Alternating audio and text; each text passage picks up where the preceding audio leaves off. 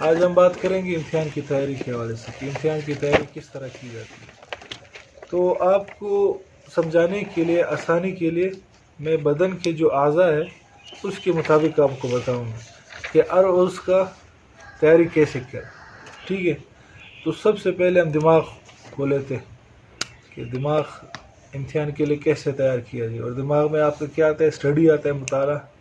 تو مطالعہ کیسے کیا جائے؟ مطالعے کی ٹیکنیک ہے SQ3R.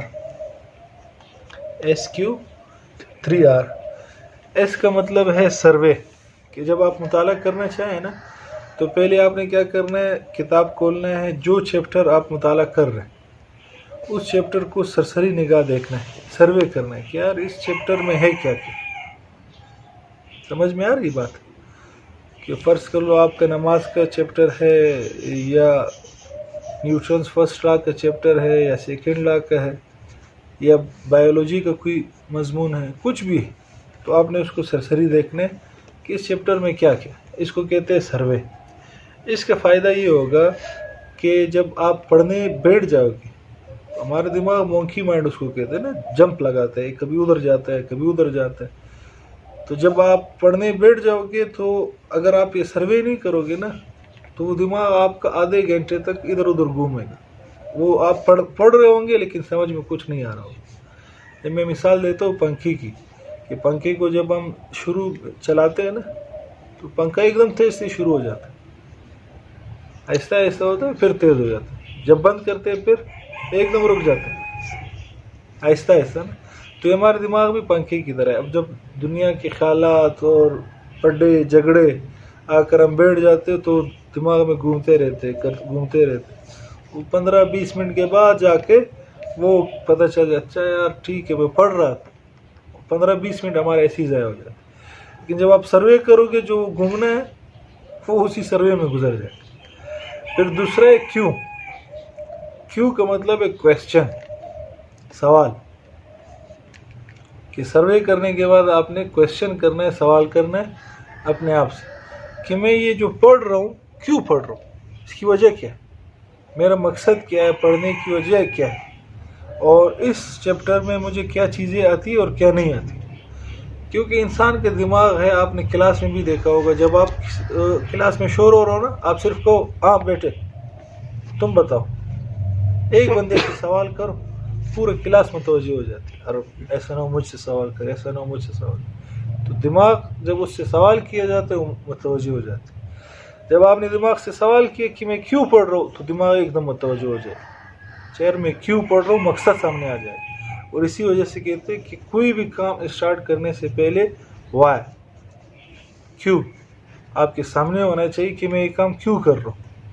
آپ علم حاصل کر رہے کیوں حاصل کر رہے، آپ کالج میں داخلہ لے رہے کیوں لے رہے، آپ میڈیکل میں لے رہے کیوں لے رہے، انجینئرنگ میں لے رہے کیوں لے رہے.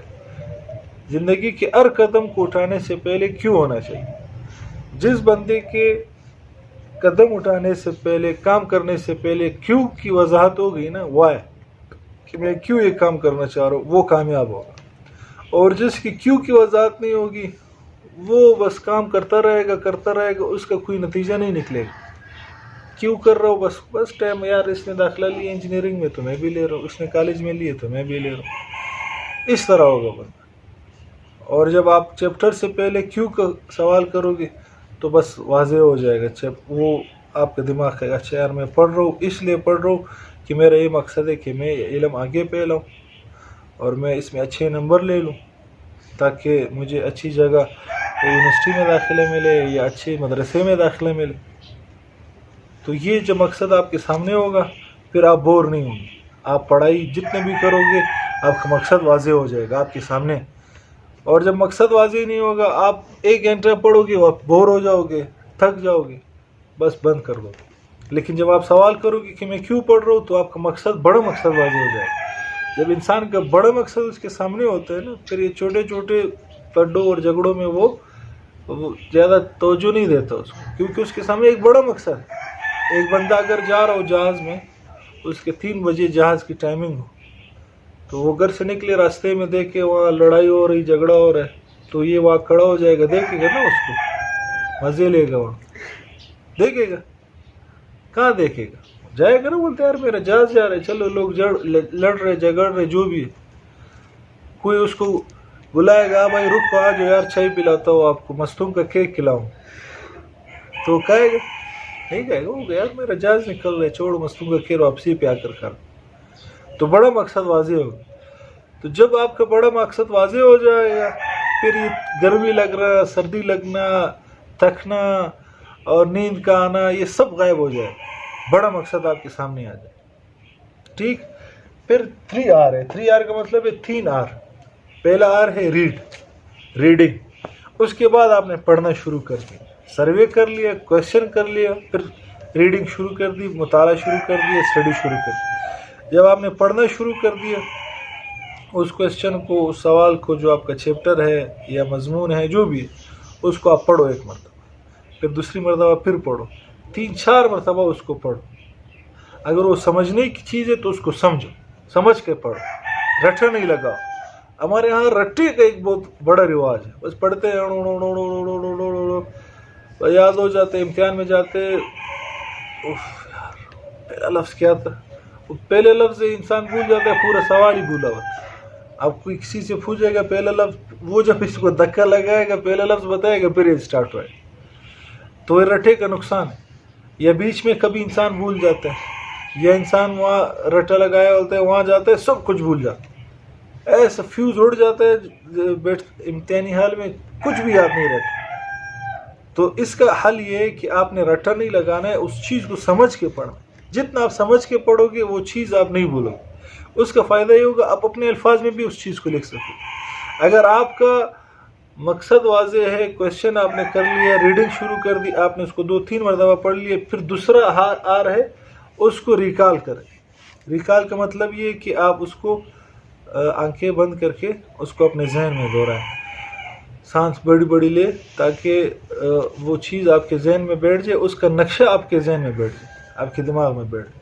دیکھو آپ نے حفظ کیا ہوگا، حفظ جب انسان کرتا ہے تو اس قرآن کا جو آپ نے بھی حفظ کیا ہے، تو وہ دیکھو ایک ہی قرآن میں حفظ کرواتے ہیں تاکہ اس قرآن کے جو حروف ہے اس کا نقشہ آپ کے دماغ میں بیٹھ جائے، اس کی تصویر بیٹھ جائے. بعض لوگ جب اس سے کوئی آیات پوچھو نا، بولے یار اس آیات کو بتاؤ، تو وہ شروع ہو جاتے پھر بھول جاتے، پھر کہتے ہیں یار یہ اس سورت کے اس پارے کے اس صفحے میں اس طرف لکھا ہوا ہے. اس کے دماغ میں وہ جگہ ہوتی ہے لیکن وہ ذہن میں نہیں آتا کہ لیکن وہ تصویر اس کی ہوتی ہے. آپ اس کو قرآن دو ایک دم نکالے گا آپ کے لیے، دیکھو یہ جگہ، تو وہ دماغ میں تصویر بیٹھتی ہے. تو جب آپ ریکال کرو گے اس کی تصویر بٹھاؤ اپنے ذہن، جو سوال آپ یاد کر رہے ہو، جو مضمون یاد کر رہے ہو، اس کی تصویر جب آپ بٹھاؤ گے تو پختہ ہوگی دماغ. ٹھیک. پھر اس کے بعد تیسرا آ رہا ہے ریوائز. اس کو پھر آپ کیا کرو، ریوائز کرو یا ریویو کرو. 24 گھنٹے کے اندر اس کو دوبارہ آپ نے، اگر ابھی آپ نے ایک سوال یاد کر لیا، مضمون یاد کرنے کے بعد اگلے دن اس وقت سے پہلے یا اس وقت دوبارہ اس کو ایک مرتبہ دیکھنا ہے. اس کا یہ ہے کہ آپ اگلا سبق جب دیکھو گے تو اس کے ساتھ یہ پچھلا سبق بھی ایک مرتبہ ایک نظر دیکھ لو.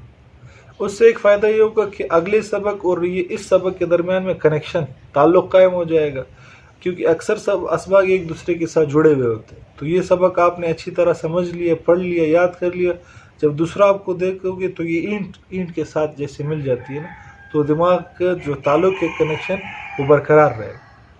تو یہ آپ کے دماغ کا اسٹڈی کرنے کا جدید طریقہ.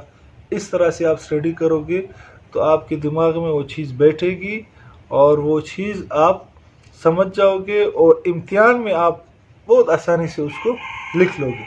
اور اگر رٹا لگا کر کرو گے تو رٹے سے یاد تو ہو جائے گا لیکن امتحان میں مسئلہ ہوگا.